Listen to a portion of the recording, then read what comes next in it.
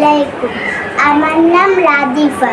আমি আমি little Angel study হোমের দ্বিতীয় শ্রেণীর একজন শিক্ষার্থী। বন্ধুরা, আজ আমি একটি মজার গল্প বলবো। গল্পের নাম মোবাইলের নেশা। শুরু করছি। হৃদয় ছিল তৃতীয় শ্রেণীর একজন মেধাবী ছাত্র। আগে সে নিয়মিত পড়াশোনা করত, বন্ধুদের সঙ্গে খেলাধুলা করত এবং সময় মতো ঘুমাতো। কিন্তু জন্মদিনে একটি স্মার্টফোন পাওয়ার পর তার অভ্যেস বদলে যেতে শুরু করলো। প্রতিদিন স্কুল থেকে ফিরে সে ঘন্টার পর ঘন্টা মোবাইলে গেম খেলতো এবং ভিডিও দেখতো। ধীরে ধীরে তার চোখে ব্যথা শুরু হলো। রাতে দেরি করে মোবাইল দেখার কারণে সকালে ঘুম থেকে উঠতেও কষ্ট হতো।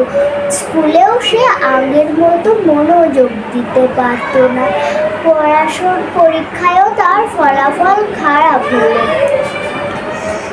একদিন তার শিক্ষক তাকে ডেকে বললেন, হৃদয়, মোবাইল জ্ঞান অর্জনের জন্য ভালো, কিন্তু অতিরিক্ত ব্যবহার ক্ষতিকর। জীবনের সব কিছুরই একটি সীমা আছে।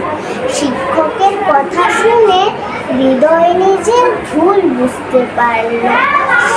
সে প্রতিদিন নির্দিষ্ট সময়ে মোবাইল ব্যবহার শুরু করলো। আবার পড়াশোনায় ও খেলাধুলায় মন দিল।